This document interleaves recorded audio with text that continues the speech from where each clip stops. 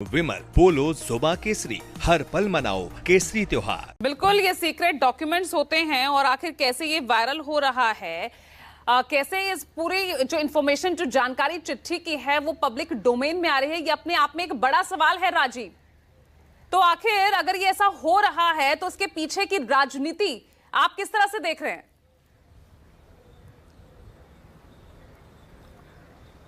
देखिए पूजा, इसमें कुछ मूल सवाल है। पहली बात तो यह है कि राहुल गांधी इस देश के विपक्ष के नेता हैं और उनको जो सुरक्षा प्राप्त है, इसके अलावा उनको केंद्रीय मंत्री का दर्जा भी प्राप्त है, कैबिनेट मिनिस्टर का, ये संविधान प्रदत्त है।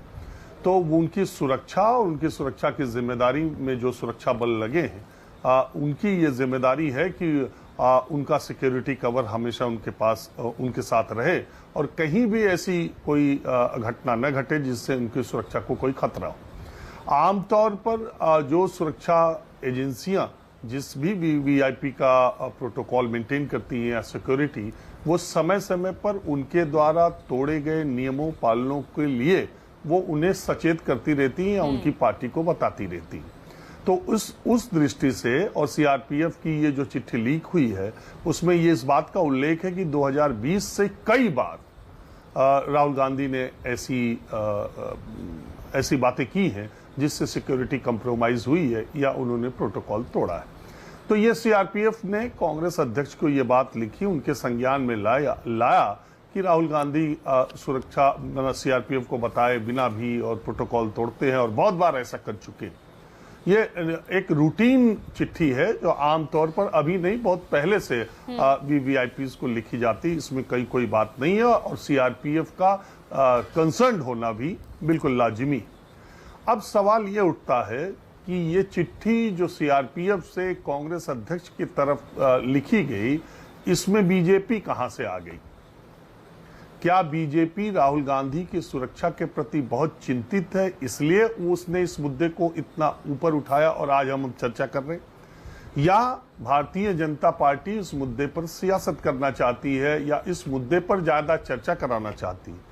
या इस चिट्ठी का उद्देश्य जनता में इस बहस को ले जाना है कि राहुल गांधी पीछे कुछ दिनों किसी गोपनीय यात्रा पर देश या विदेश में गए थे और अकेले गए थे। आजकल आपको मालूम है निजता का कोई मतलब है नहीं। राहुल गांधी के बहुत सारे वीडियोस अभी मैंने थोड़ी देर देखे, पहले देखा कि वो एयरपोर्ट पर अकेले बैग लेकर के आ रहे हैं और एक कोई पत्रकार साथी हैं जो उनको एकाएक मिल गया और वो उनसे बात करते हुए पूरे एयरपोर्ट में अकेले राहुल गांधी, अकेले वो है तो चल रहे। तो आजकल तो कुछ प्राइवेसी है नहीं, आप कहीं चले जाइए आपको वीडियो तो आ ही जाएगा। तो ये इससे साफ पता चलता है कि वो अकेले गए थे कहीं। तो क्या इस पर चर्चा कराने के लिए ये चर्चा हो कि राहुल गांधी कहाँ गए थे, किससे मिलने गए थे, इस पे ज्यादा चर्चा हो, देश में ज्यादा इस बात पर चर्चा हो, ये इसके लिए हो रहा है। कुल मिला जुला के देखिए पूजा, मैं आपको बताऊं कि भारतीय राजनीति में एक पर्दा था, एक पर्दादारी थी बहुत दिनों तक और हाल तक कि नेताओं की व्यक्तिगत जिंदगी, प्राइवेट लाइफ के बारे में सार्वजनिक तौर पर चर्चा नहीं की जाती थी। भूतकाल में, अतीत में सारी पार्टियों के नेता ऐसे रहे हैं जिनकी तमाम व्यक्तिगत जिंदगियों के बारे में लुके छिपे तो चर्चा होती रही, लेकिन सार्वजनिक जगहों पर नेताओं ने, पत्रकारों ने, डिबेट ने, मीडिया ने अपने आप को उससे दूर रखा।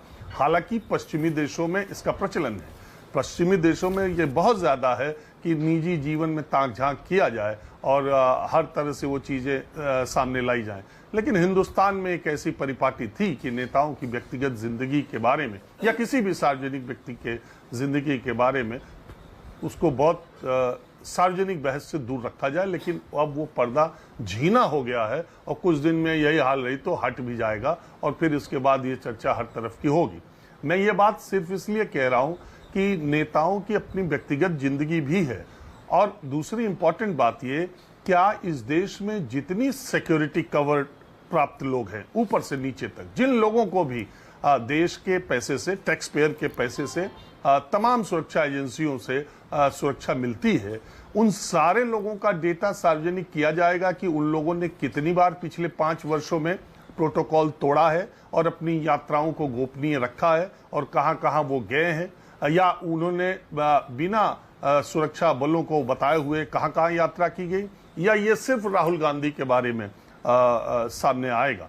मैंने आपको ये बताया। दूसरी बात ये है कि अभी मैं देख रहा था आज ही अखबारों में, कई अखबारों में, राज्यसभा के सांसद डेरेक ओब्रायन जो कि टीएमसी के हैं, उन्होंने अपने संसद के संस्मरण लिखे हैं और उसमें उन्होंने लिखा कि राजनीतिक विरोधी होने के बावजूद अरुण जेटली और सुषमा स्वराज से उन्होंने क्या सीखा।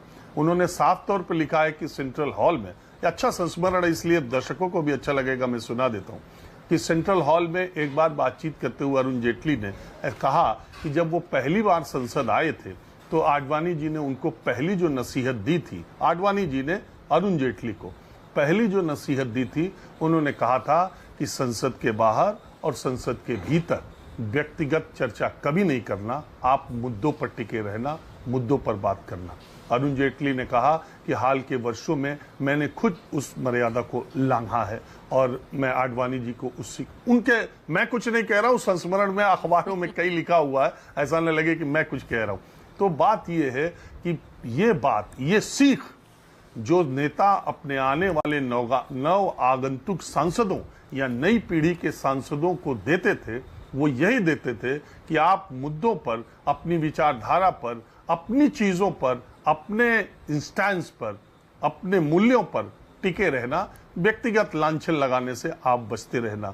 लेकिन भारत की राजनीति अब नए दौर में प्रवेश कर चुकी है जिसमें पद की कोई बात नहीं, प्रधानमंत्री के बारे में कोई बात कही जाए, विपक्ष के नेता के बारे में कोई बात कही जाए, किसी नेता के बारे में कोई बात कही जाए। मैं तो बहुत सारे मुख्यमंत्रियों और पूर्व मुख्यमंत्रियों को जानता हूं जो सालाना छुट्टी लेकर के विदेश, यूरोप और यहाँ वहाँ अपने परिवार के साथ जाते हैं और उनका हक है। अटल जी जब प्रधानमंत्री थे वो पूरा एलानिया छुट्टी मनाली मनाने के लिए जाते थे प्रधानमंत्री के तौर पर, तो ये उनका हक है।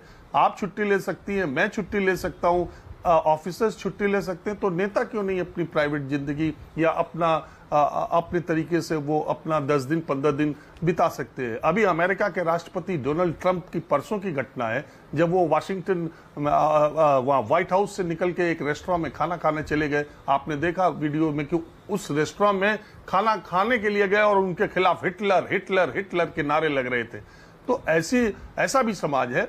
सवाल इस बात का नहीं है राहुल गांधी सिक्योरिटी की चिंताओं को अनदेखा कर रहे हैं, यह गंभीर बात है, लेकिन सिर्फ राहुल गांधी के सुरक्षा प्रोटोकॉल के तोड़ने की खबरें ही लीक हो और उस पर राजनीति हो और सियासी दल उनकी सुरक्षा की चिंता करके उनके दौरे को हाईलाइट करना चाहते हो, तो एक बार दूध का दूध पानी का पानी हो जाए कि जितने भी नेता जिस भी पद पर इस देश में है जिनको सिक्योरिटी प्राप्त है, उनसे मिलने वालों का नाम, वो कहां जा रहे हैं, ये उन्होंने कितनी बार सिक्योरिटी ब्रीच किया, सबका सामने आ जाए, सबके बारे में देश के लोगों को पता चल जाए। तो ऐसा होगा नहीं, तो ये सेलेक्टिव होता रहता है। और राहुल गांधी जितना अपनी मेहनत से नेता नहीं बन पाते या चर्चा में नहीं रहते, उससे ज्यादा बीजेपी उनको चर्चा में ले आ देती है। और इस बार भी कुछ ऐसा ही हुआ।